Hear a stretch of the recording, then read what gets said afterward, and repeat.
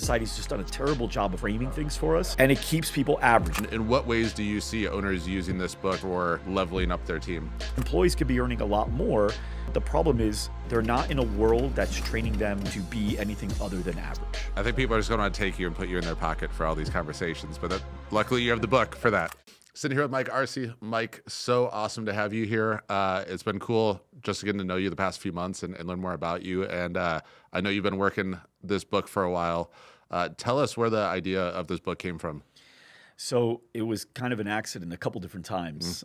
So the very first time I was at GSDCon, which is our conference we do 3 times a year with our gyms. And I just finished reading this book by Dan Sullivan, which I had everybody on my team read. And it was called the Team Success Handbook. And it really allowed our team to work together on like learning, okay, this is what an A player does. This is what an A team does. This is what C teams do. And I was like, man, the gym space needs this. But I hadn't thought of it fully yet. It was just kind of like an idea. But because I just read the book, now I'm at GSDCon.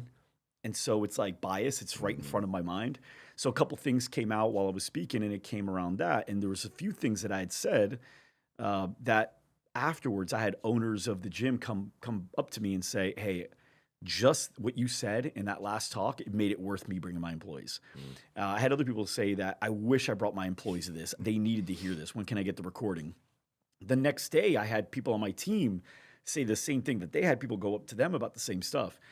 And then that's when I was like, all right, I understand that's the missing piece. Because the truth is, man, like every gym that we work with, we work a lot of gyms. Every gym we work with, there's not one that has A players on the team that are missing targets. And every team that I've worked with that is missing targets isn't loaded with A players. So it's like, that is an X factor. True. So it's really about how do we help the owners, number one, learn how to build a team of A players, but then also through this book, which is really more written for the team, how do we help them understand what the definition truly is so they can better understand? I think society's taught us wrong. Yeah, absolutely. And from the owner perspective, being a gym owner myself, reading the book, as I was starting to go through it, I immediately start thinking of people on my team that need to hear this piece or this piece. Even when you're explaining like the differences between an A, B, and C player in the book, I'm like, all right, I want my team to go through this and self-assess where they fall. Right. And then us being able to have that conversation and compare, well, what do we need to do to get from a B to an A or a C to a B, if that's even possible, and have that conversation. In what ways do you see owners using this book for leveling up their team? I think it is creating the real definition of it. Because what happens is if you're the best player on a sports team, then you think you're the best player. You can't get better than this. And then all of a sudden you start playing a different team, or you join a league, a summer league, and now you see players that are significantly better than you, where you can't even start on their teams, maybe even get playing time on their teams. You just redefined the level. There's actually a really cool documentary about the Redeem team, the Olympic team, the basketball team. And, obviously you got LeBron James, you would say A player. You got Chris Bosh, Dwayne Wade, all these they're all Hall of Famers. And they all went out first night there. They all went out. They come back at 4:00 in the morning or something like that. And as you're getting the elevator, just getting back, Kobe is heading to the gym. Yep, I remember that. And they go, where are you going? He's like, I'm going to the gym. I got to work out. So they get in the elevator and they all just quiet, looking at each other. And they said, man, there's another level to this. And they all got on his schedule from there on. And I think that's what's happened for sure with the people in our program. Because we have a program called Studio Manager Plus, and it's just for the managers. Same thing. You have these managers that are super capable. They got great potential. But because they don't have that new definition, they just continue doing what they're doing because it's good enough to be an A player on this team. And now they're meeting people from all over the country, even outside of the country, all over the world, that are managers that are playing at a very different level. And they redefines what an A is. And now it's for the real person, it's an A in here. They may not be an A in execution yet just because they didn't have that definition, but they're an A in here. Now seeing it's inspiring to them. To the wrong person, it's maybe a little bit scary. Yeah, to the C player. But to the right person, that's inspiring. I love that. That goes right in line. Cameron Harold, when he was on the podcast, said to me, "Is like too many companies see their team as a family." And he's like, "The problem with that is families have dysfunction like mad." He's like, "Instead, you should look at it as a sports team." And he's like, "You're always looking for the Michael Jordan to add to the team because no matter who Michael Jordan comes in and replaces, the whole team elevates as a result." And I know you allude a lot to that in the book when you're talking about the different players in there. And I know you've had extensive knowledge and experience working with gyms. What are some of the pain points that you hear gym owners bringing to you about their employees that really gets focused on in this book? There's quite a few, and this probably extends way past the gym space. You might have read this and be like, yeah, that's martial arts as well. Absolutely. That's agencies as well. That's masterminds as well. This is business in general, but I was able to use all the examples within the fitness space because that's that. So one of them is around training. And so it's funny how in society, people create like norms. What's a societal norm and what's not? And so, for example, it's normal to go to college, and it's normal to spend tens of thousands, maybe even hundreds of thousands of dollars on college, and know that you're not going to be able to apply what you're learning until after you graduate, at least most of it, right? And then even after that, there's no guarantee, and you still have a lot of debt, but you do it, and you don't even blink. The parents support it. The friends are congratulating you for getting into that investment. Everyone's super like supporting this move that you did. And then now at work at a gym, they go, hey, you guys make commissions on your sales. And that means you earn money every time you sell more. So here's what we're going to do. We're going to do sales training for you for free. I think an owner does a bad job of saying that, though. They don't say for free. They position it as if it's a task. So they'll say, it's a requirement. So we're going to do sales training every Friday. And now the big response is, well, are we getting paid for that? Now, I understand, right? They're like, I'm coming in to do this thing in my personal time. I should be paid to do it because that's societal norm. Sure. But when you think about it, what are you getting paid to, like, what are you being asked to do? You're being asked to show up to a place where you can learn, not college, but you're still learning, like college. But the only difference is you're going to learn something that will help you make more money as soon as the meeting's over. Like you can apply it right now. Whereas with college, what did you do right after class? You didn't go apply it. You went out, you right? went out partied with your friends. Yeah, you went with your girlfriend, whatever you did. So you can apply right now and you can make more money. So the two different frames is, you mean I have to come into my personal time to do this meeting. The other frame is, you mean you're going to teach me for free out of your own personal time how to be able to earn more money at this company so that I don't have to wonder if I'm ever going to get a raise. You're just going to give me the tools for free. I don't have to pay for it so that I can make more money right away. And that to me is like an example of one of dozens of things that I think there's just really bad framing. Society's just done a terrible job of framing things for us. Absolutely.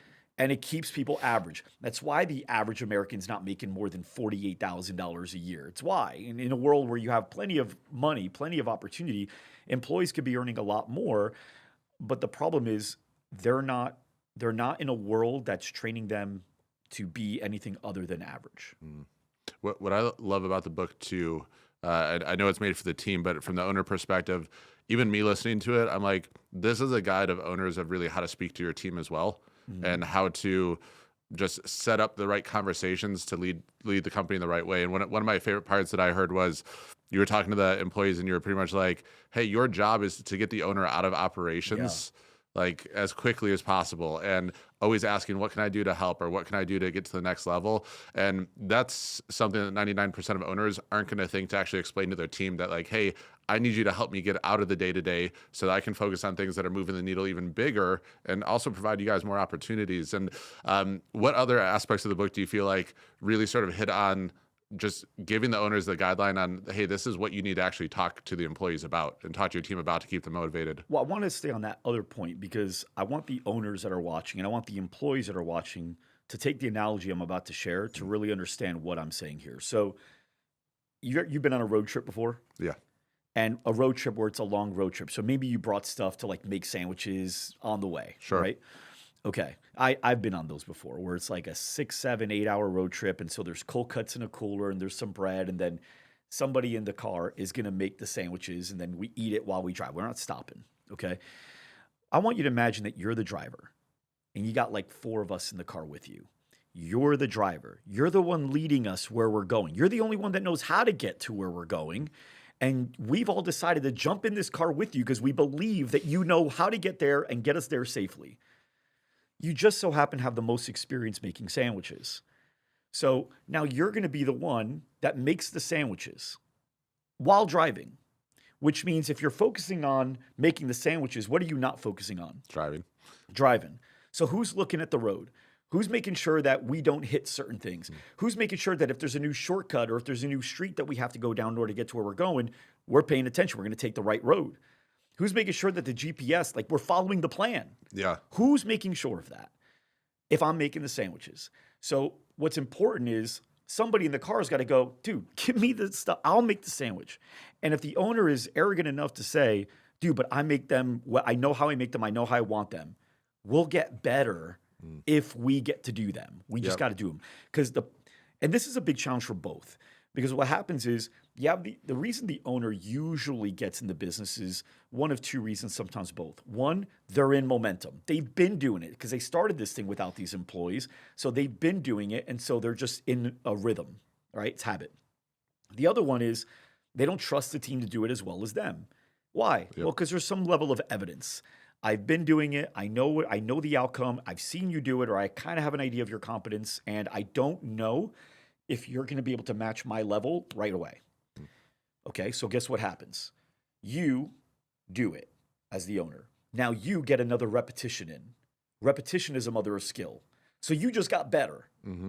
He did not. So now the gap of skill set is what? Even greater. Yeah. Okay, so now how much do I trust you next time it needs to be done? Even less, because the gap is even bigger. So I do it. So guess what happens? I get another rep in. It keeps going. I'm not trusting anybody by the time I get to a certain level. And then I feel like, why can't anybody do it as good as me? Because you're not giving anyone any reps. You're the only one getting reps in. And as the employees, you want to be in a company that grows. The average employee in America right now in small business is 13-month retention. That means every year they're switching jobs. Go look at resumes of anybody in their 20s right now. They're terrible right now. It's like monthly. And I don't want to hire anybody. It makes me nervous, right? So as an employee, like you don't want to have 4 or 5 one-year job.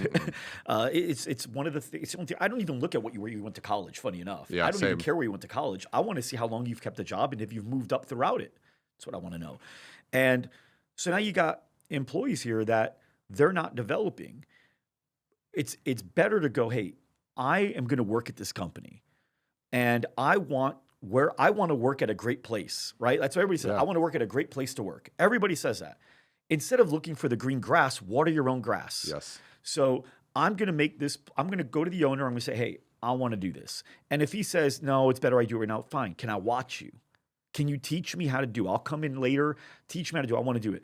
Because if you can really be a part of a team where the employees are actually taking that initiative to help coach that owner up or that manager up, what happens is now the company is able to be in position to really grow. If the company doesn't financially grow, you cannot justify a raise. Like, where is it coming from?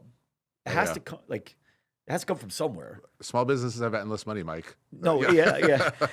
It's good. And if the company doesn't grow, new positions aren't needed. Therefore, how are you going to get a promotion?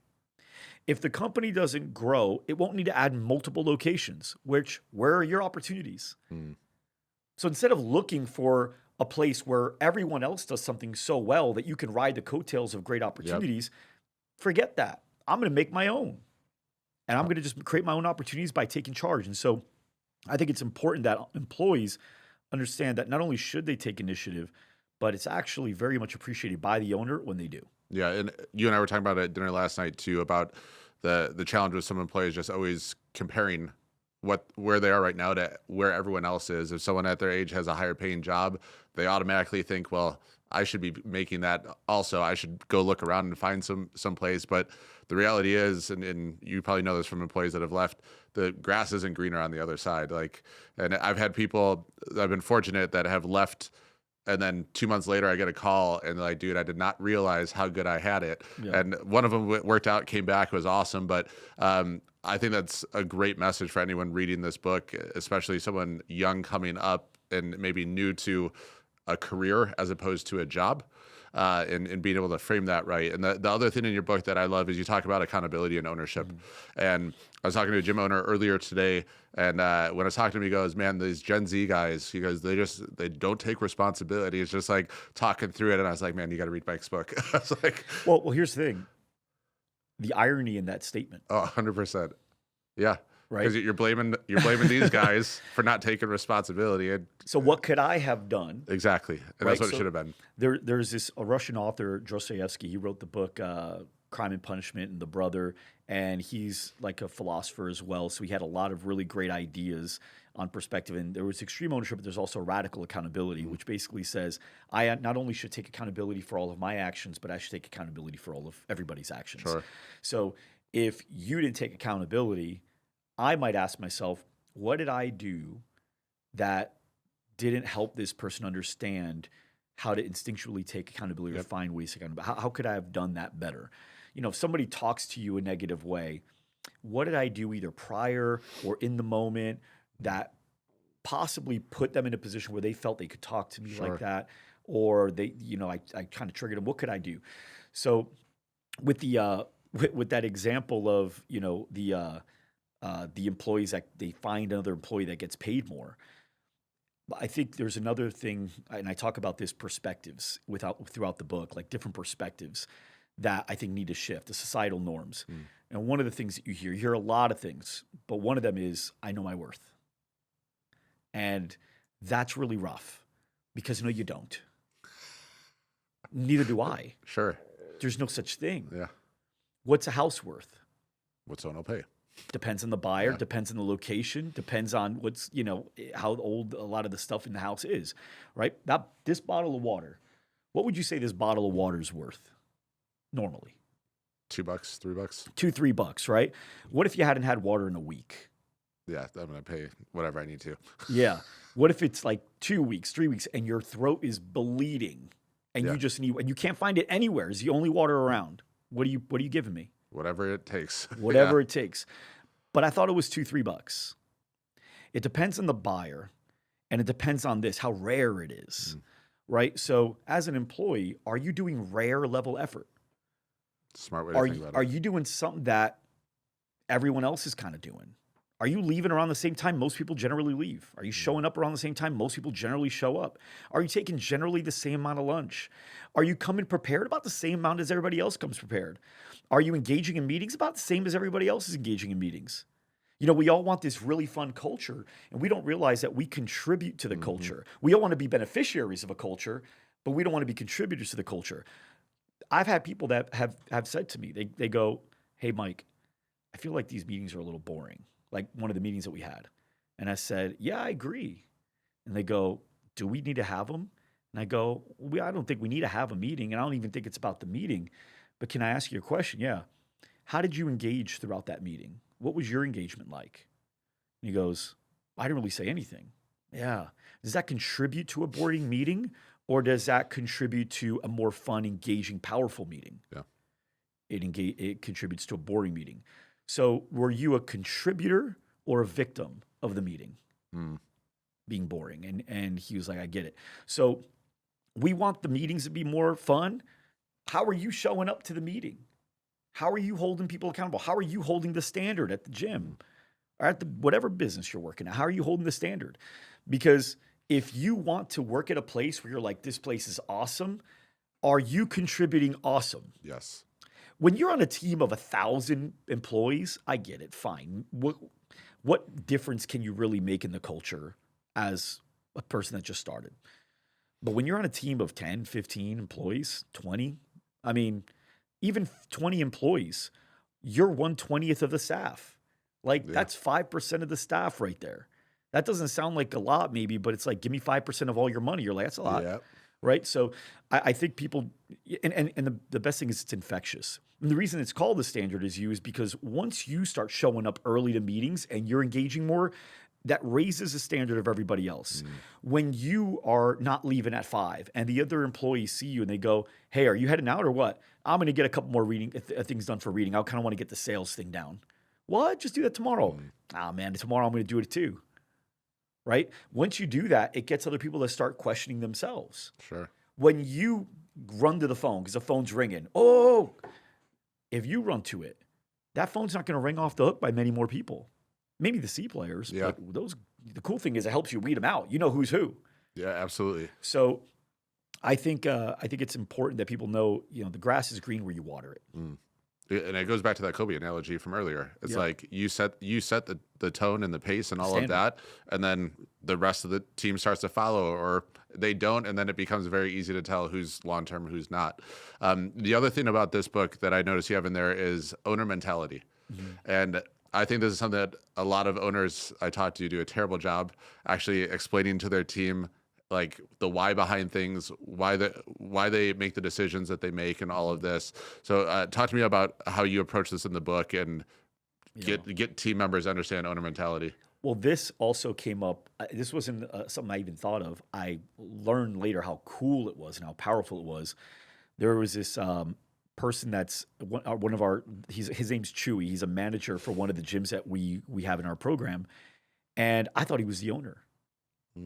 The way he showed up to every call that we had great questions. You could tell he was prepared. He contributed to help others in the group. That's cool. 95% of the room is owners. You have some managers that were coming in too, but it was like 94% of that room was owners at the time. And I said, hey, so how many studios do you own? Just the one? He's like, oh, I'm just a manager. And I'm like, you're the manager? He goes, yeah, I was 10 times more impressed with him. Yeah, I was more impressed with his way of working now, knowing he's a manager, than if he was the owner. As the owner, you just did the standard. Yeah. But as a manager, you went above it. You set a whole new standard. We notice now more and more managers started coming into these calls. And I think a really great mentality is, how can I be mistaken as the owner? How can I be mistaken as the owner by our vendors, by our employees, like new people that just start? They're like, oh, I thought you were one of the owners. How can I be mistaken as the owner by the members? How can I be mistaken by the owner by even family members that come in, right? Anybody. How can I, what do I need to do? What do I see around the room that could be improved? How are the weights aligned up? Is everything organized? Is there dust I could just wipe off? When somebody comes in, do I treat it like they walked into my house? When you operate under an owner's mentality, you are acting as if, which all the right habits tend to follow, and everyone treats you a certain way, which creates opportunities you didn't even think would be possible. And from the owner perspective, what would you suggest to owners to help getting the team to understand this and embrace this more? Because I know martial arts is a little bit different than fitness, but a lot of owners have sort of this limited mindset of like, sort of what we talked about earlier, they're going to ask for more money, or they're going to not want to do these things or think like this because they're only making X number of dollars. So what's your advice to the owners on how to get their team to sort of buy into that mindset? Yeah. Just because my kid, turned 18 doesn't mean rules don't apply in the house anymore, right? So 1 + 1 doesn't necessarily equal 2. Okay, so just because you have this owner mentality doesn't mean you're going to make more money. We have to tie more money to more revenue and profit in the company. This is a separate thing. This is around culture and creating the things that will allow this to happen. But if, let's say, people mistake you as the owner and the company's not growing, well, that doesn't mean we're going to make more money. That has nothing to do with it. Yeah. So as owners, we need to be able to help from day one to help employees understand how the business actually works. Like, hey, as we start earning more money, this is what can happen. Create growth plans. It's funny. I see owners that are afraid that one day their employees are going to ask for more money. How about you just tell them now when you make more money? Yes. When this happens, you earn more. Once we can get up to this many members and you're doing this, once you're able to teach this many classes, once you're able to make this many sales, once you're able to whatever, create an actual growth path for them. And then this way, now they know this is this.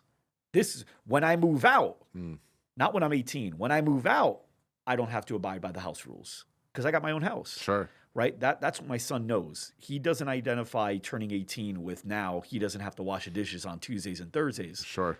Right? It was interesting. Sort of staying on the results side of things. I know you talk about that in the book as well. I was talking to a location manager earlier today as well, and they were telling me all these new initiatives and systems they want to install and all this stuff. But meanwhile, the location's not hitting the goals that they're supposed to be hitting and all this stuff. And I was like, hey, let's just peel it back a little bit. I'm like, let's just rock the basics for a little bit.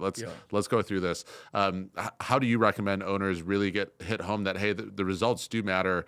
Because I think owners also have the challenge of coming off as like they only care about the numbers and they only care about the money. So how do you go about instilling that in the team members? First, I don't think we should ever justify or backpedal. I learned this the hard way personally. I had this one employee once, and this was back in like 2018, 2019, and he said that to me. He goes, "Can I talk with you?" And I was happy that I did create an environment where he felt comfortable managing up, which is one of the chapters as well. And he goes, "Hey man, I just want to let you know, I kind of feel like with a lot of the stuff we're doing with like the way we got the scoreboards and all that, I feel like it's really, you're all just about the numbers right now." And I backpedaled. I was like, "No, it's not about that, dude. I care about you guys. I care about these guys." And I start giving evidence. I'm like, when this happened, I was here for that. I was there for that. I'm here at 5 a.m. So I was justifying. And guess what? It didn't change his mind one bit. I went to a mentor of mine and I talked to him about it, Dave. And he goes, "You're such a rookie." And I go, "What should I have done?" He goes, "Agree with him. He's right. You are about the numbers. That's why you have the scoreboards up. But just help them understand what the numbers are for." And so I called that person back in.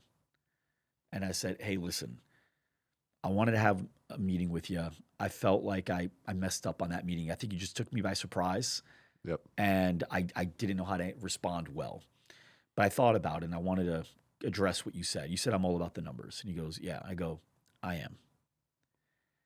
The reason I'm all about the numbers is because the numbers are how we measure the things I actually care about. So when our customers, one of the numbers is our customers growing, that matters to me because that means we're doing our mission. The reason we decided we want to have this company is to help these guys grow. So measuring their return on investment is super important to me because that means we're doing our job. When we see the company growing, it means we're making the right decisions. It's important to me because you, along with everyone else in that room, is working really hard and you're going to want a raise one day. And I want to give you a raise one day, but I can't make sense of it if the company doesn't have more money to do that. So I have to pay attention to this in order to be able to help contribute to this and everything else we want to do in this company." So, and I listed a few other metrics and I gave reasoning. So I said, so to answer your question, I am 100% about the numbers, but only because they measure the things that I care the most about. And he was like, "That's fair." And he never bothered about it again. He understood it, and that was the end of that. So I think sometimes we, instead of justifying or backpedaling, we get defensive. Lean in. Yeah, we lean in. "Hey, I feel like you're being really tough on me. I am being really tough on you. Let me ask you a question. Who's been the toughest person on you in your entire life? Who? For you?" Oh, for me? Yeah. Probably my dad. Or who loves you more than anybody in the whole world? Yeah, same. Yeah. Okay. You want me to be easier on you? No. I think people are just going to take you and put you in their pocket for all these conversations, but luckily you have the book for that. Yeah. So I think sometimes I'm overwhelmed. How many times you hear that? "I'm just super overwhelmed." That's a great thing, isn't it? Yeah. No. Well, let me ask you a question. There's only two ways you could be: overwhelmed and what? Underwhelmed. Yeah, no one's whelmed. You ever ask anyone how you feeling? "I'm whelmed." No one's ever said that. So you can be overwhelmed or underwhelmed, right? I would have started doing that now. Yeah. I'm whelmed. But you could only be one of the two, right? Yep. Okay, let me ask you a question. How's your life going? Underwhelming. What do you think of that? You excited about it? Sounds so great. Depressing, doesn't Yes. it? Where do you think you're going to grow more, in an underwhelming life or an overwhelming life? Where? Overwhelming. Where do you think you get stronger? Where do you think you get smarter and learn how to handle challenges faster? Where do you develop? You want me to create more underwhelming environment for you? Or are we okay with just learning how to be stronger here? Absolutely. Because I'll spend time with you on that. Yeah, I love that. So lean in. Don't justify. Don't make them feel like they're wrong. You're right. But then help them reframe it. Yeah, that's so true. The only people that feel pressure are the people actually trying to achieve great things. Yeah. And if you're not feeling pressure, you're probably in your parents' basement playing video games and eating Cheetos. Yeah. It's like you need something to strive for and something to work for. One of my favorite rules you have is the FIO GSD. Yeah. And GST, I should say. Talk me through a little bit about this and why this is important for team members to understand this concept. I think every owner immediately wants their team to just be like, hey, figure it out. Like, what's the problem? Yeah. But they don't always foster a culture for that or know how to communicate that to their team. Yeah, so FIO and GSD stands for figure it out and get shit done. Yep. It's our first core value of our 4 at Loud Love River. that. And it's become the core value of a lot of our members and clients as well, which is great. But it's the idea of, we live in a world today where I don't know is a pretty silly answer. Like ChatGPT, Google. YouTube, Google, anyone, pick up a phone and call. Yeah. Right? So we live in a world where I don't know is a pretty silly answer. So figure it out. Right? Hey, how do you do this? Somebody on my team goes, I don't know. Now, if they say I don't know with an I gave up tone, that's where I go, can you find out? Now, if somebody gave me an I don't know with a thinking tone, for example, I don't know, and you could tell they're still thinking through it, I'm okay with that answer. Yeah. I'm okay, but it's what are you saying when you say I don't know? So I want you to figure it out, and I want you to go and get it done. We actually have an interview question that we do at the end of every interview with anybody that interviews at Loud Rumor, and it's a crazy. I'm almost afraid to say it here because I don't want future employees that may interview with us to know it, but I'd like to go through it with you if it's okay. Yeah, absolutely. That'd be great. Okay. So basically what I do is I go, okay, I'm going to take my phone out here. It's the last question. I've got one more question for you. I'm going to start the timer. It's going to be 60 seconds. You're going to have 1 minute to answer the question. Are you ready? You go, yeah. So, and I'll do it with you right now if you like. Okay. And I say, okay, great. You have 1 minute. Tell me 10 things that a cat and a refrigerator have in common. 10 things a cat and a refrigerator have in common. Yeah. So go. They both make sounds. Okay. I would have my phone out Googling also, or putting it in ChatGPT. Nope, can't use that either. Just your mind. They both have food inside of them at times. Okay. They both have an end life or end date. You touch both of them at times during the day. Touch both of them. They could leak at times. They can leak at times. Yeah, they could do that. Ooh. You got 6. You want to give me 4 more, Mike? What's that? No help from the peanut gallery. Hum, go. They hum.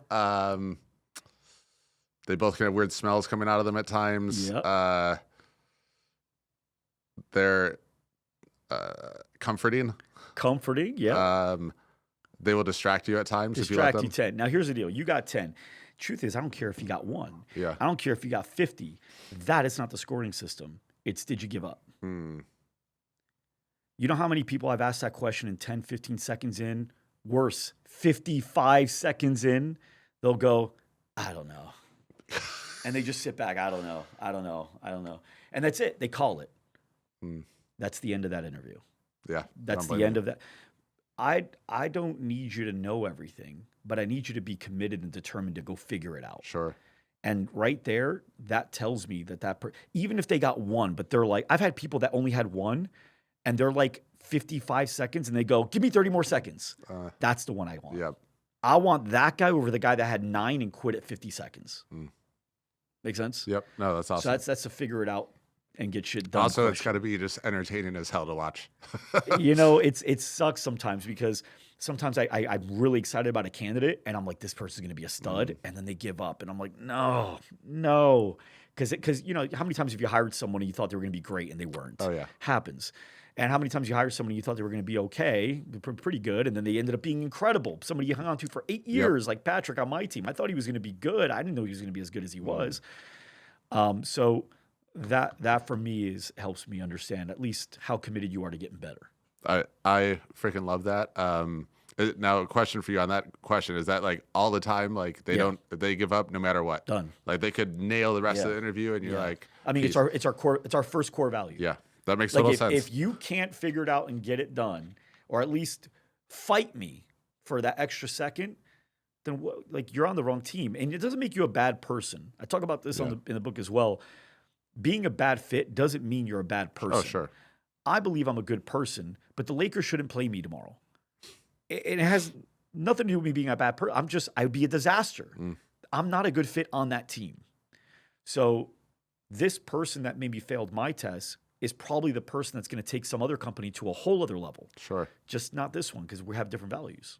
And I think that's important for everyone to realize is just because they may seem like a good employee or a good worker doesn't mean they're actually a good fit for your company. Because I've seen that in poaching too, where people are like, oh, I got this guy, he's a rock star over here, and then they bring him in, and it just brings a totally different culture into the mix and starts creating toxicity, maybe getting results, but all of a sudden they're setting a bad example on the culture side of things. Yeah. Well, to that, so the 4 things that we teach are very important to make sure that you build a winning business regarding people. You got to get the right people in the right seats, doing the right things right. Mm-hmm. What does that mean? You want to get the right people. That's all about culture fit. That question, that's right people. Yep. I don't even know if you could do the job yet, right? But that's what I'm looking for. In the right seats. Okay, listen, I don't want you front desking if you're a killer coach, right? Like I need you coaching. So do we have the right people in the right seats, skill set wise? Okay, doing the right things.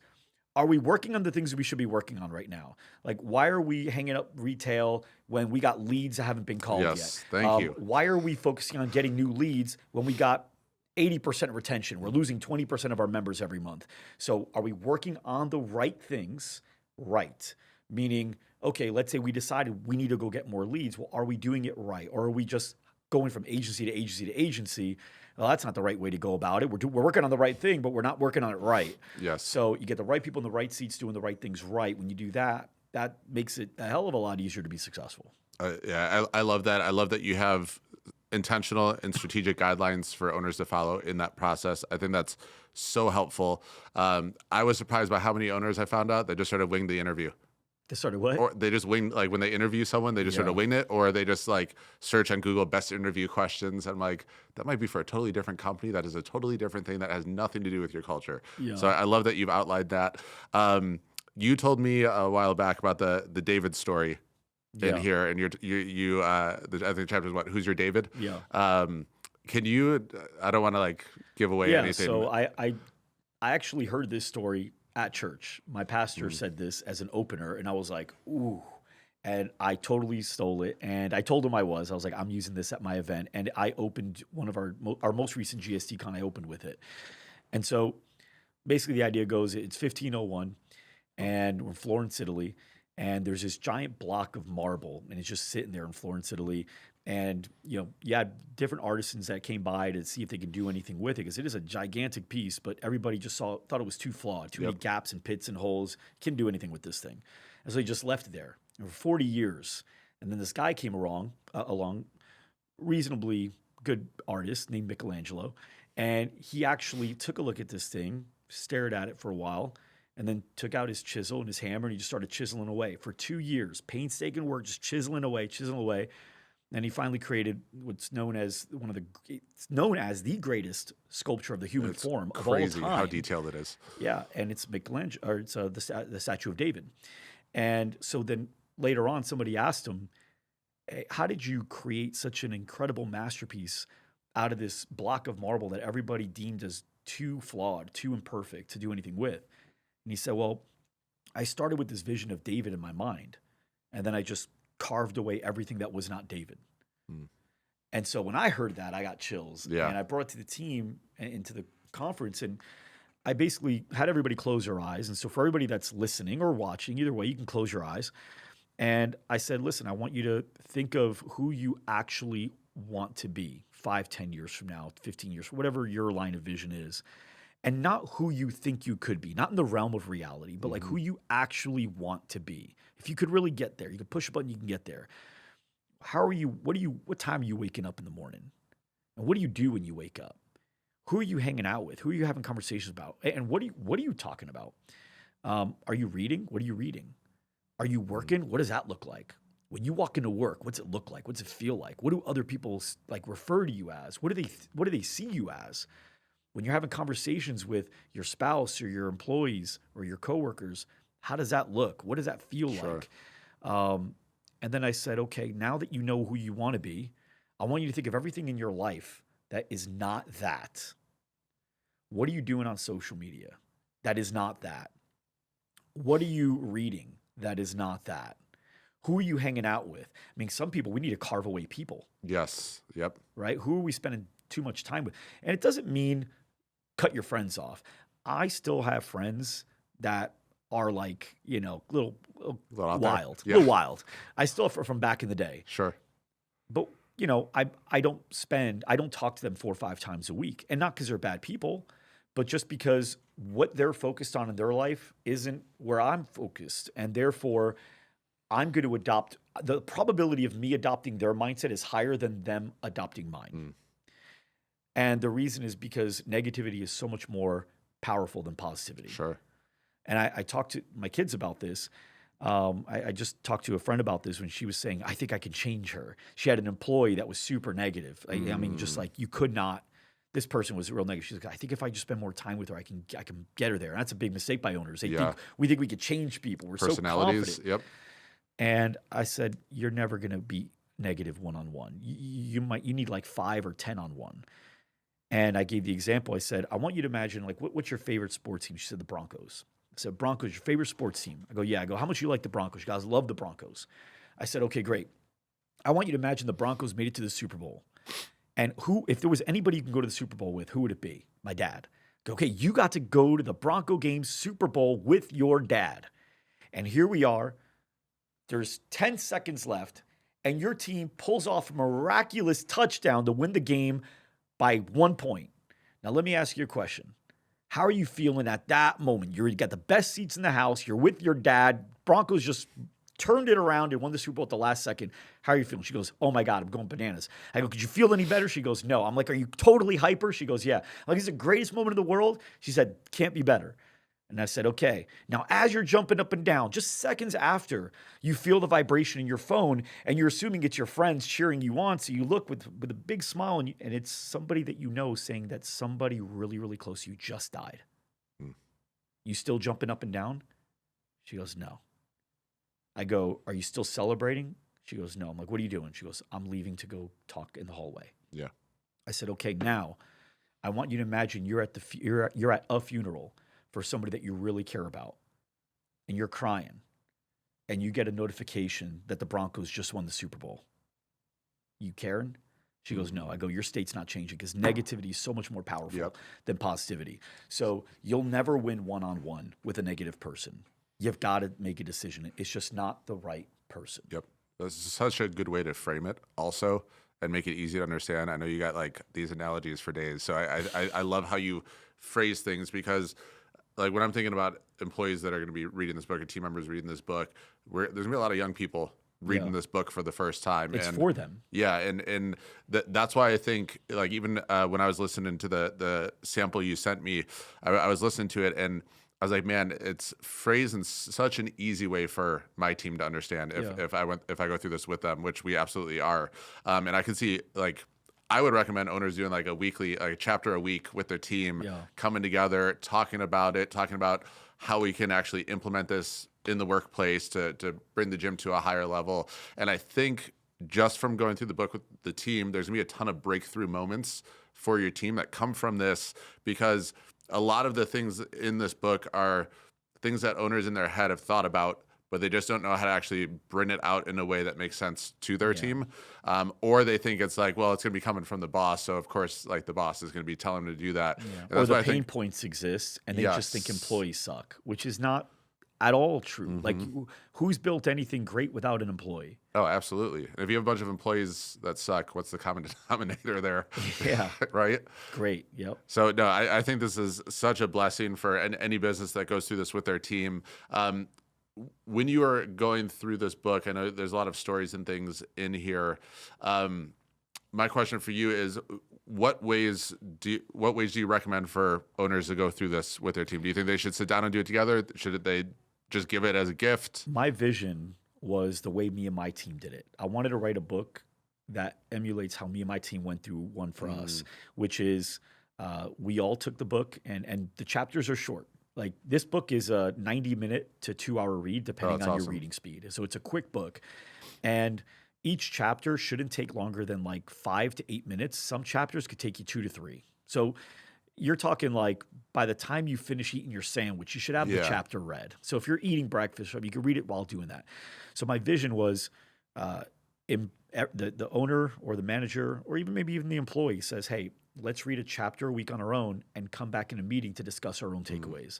And that's what me and my team do. And it's great because we'll even read the same thing and we'll have different perspectives on it. Oh, yeah. And that's what's going to happen here. An employee's going to read this and go, we could totally do this differently and this and differently and this. Another person was going to say, yeah, I thought this and this we could do too. And it's like, yeah, that's exactly it. There's this really cool quote, and it says, if I give you $1 and you give me $1, then we both walk away with $1. If I give you an idea and you give me an idea, well, we have thousands of ideas, right? Because like even the other night, you're giving me an idea about some things you're doing with ChatGPT. Today, I have like 100 different ways I can think about how to do it. You didn't tell me any of them.